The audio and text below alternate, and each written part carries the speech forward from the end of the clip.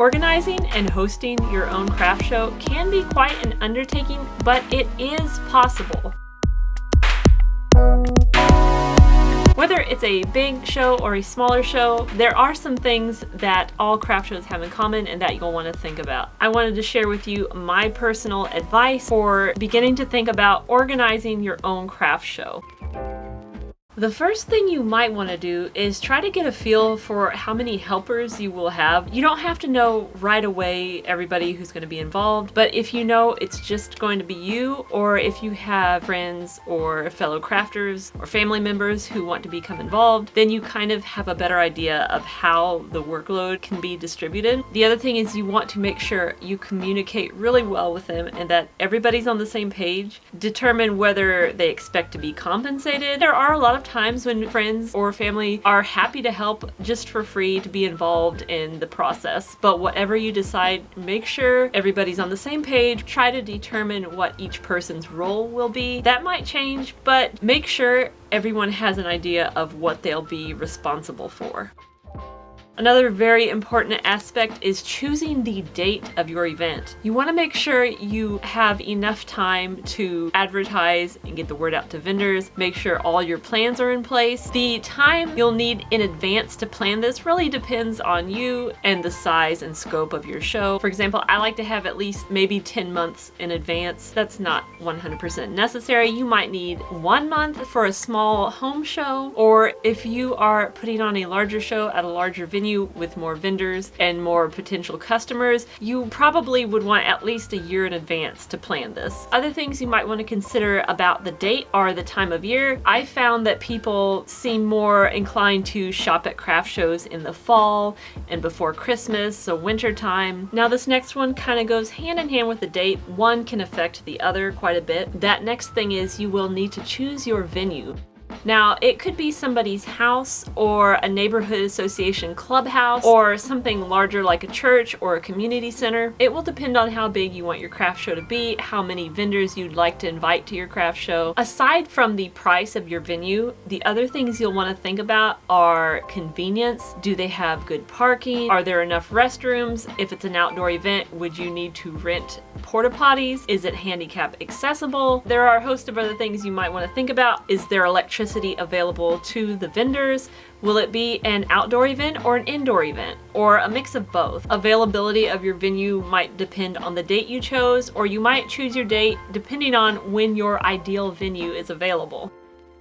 My least favorite part of planning any show is all the legal stuff, the taxes, permits, but that's another very important part of your show. Be sure you have any license or permit you need to hold your show. You may not need one. Usually when I have a show at a community center or a church, I don't need a permit for that. If you have a larger outdoor event, you will likely need a permit. And again, it just depends on where it is. So find out your city or county rules for that. The other thing is taxes, of course. What I do is contact my state's Department of Revenue, and they have a special events category. I tell them the date and location and how many vendors are in my craft show.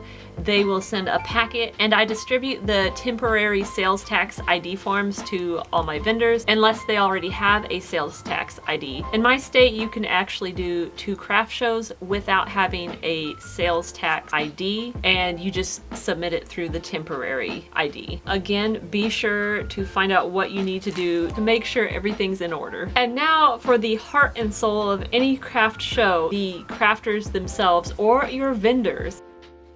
You will want to come up with a vendor application, which will be used not only to collect any relevant information from vendors, but also convey to them the rules and expectations and information that they need. So the basic things you'll probably want to collect from your vendors are their name and contact information, their business name. If they have a sales tax ID, you'll want to get that. And you'll also probably want a description of their products and the things they make and photos of their work. The information you would ideally provide to them on the application would be things like the time and date and location of the show, when vendors are expected to set up, when they are expected to tear down. Let them know if there's electricity or if there's an option for electricity. Let them know about parking and restrooms, and if there's a meal provided during the show or if they'll have to fend for themselves. And if you have a cancellation policy, which you probably should have in place, let them know what that is and how long they have to cancel, or whether they will receive a refund if they do cancel. And of course, you'll want to let them know what your booth sizes are and what your fees are. Additionally, you might want to decide if you will require your vendors to advertise for you and what that would entail. It seems pretty obvious that vendors would want to promote the show through their various networks and connections, but sometimes I've found a surprising number do not do this on their own. You might need to give them a little boost and let them know that's something they should be trying to do. So as far as what you should charge, I will be honest, I've never hosted a craft show to make a lot of money. I really just do it because I love promoting handmade and other artists and crafters. But at the same time, it is a lot of work and there's a lot of attention to detail and a lot of just little things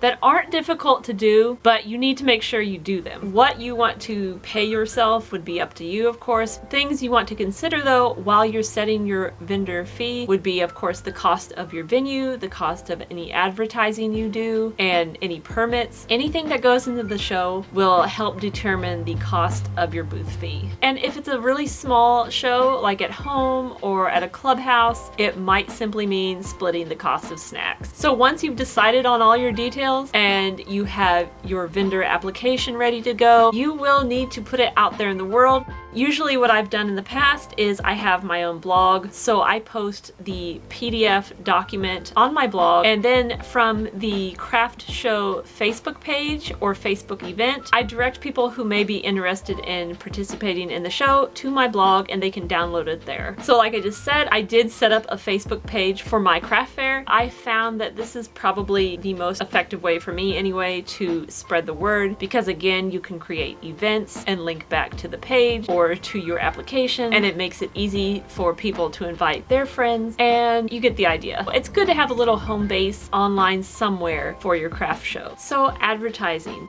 Again, with your Facebook page, you can easily create online ads that target people in your area who are interested in crafts or handmade or vendor shows. Likewise, you could create an ad on Instagram that talks about your show. Word of mouth is always good. Send an invite out to all the people on your email list, your friends and family. Tell them to tell their friends. You can find community bulletin boards in grocery stores or at the post office or the community center where you're hosting your show. I like to create an email group with all of my vendors on it because that allows me to more efficiently contact everybody and keep everybody informed about any updates. When you send out your vendor emails, you might include a link to or a file of your show poster, and maybe encourage each vendor to share the poster somewhere in real life, maybe 2 places. So if you have 30 vendors, that means 60 opportunities for somebody to see that poster. You might also look into smaller local newspapers or online bulletin boards, community calendars. There are a lot of creative ways really to advertise within your community for not a huge cost. The main thing is don't be shy about promoting your show. If you don't tell someone, they have no way of knowing. And the last thing I want to touch on is communication. It is so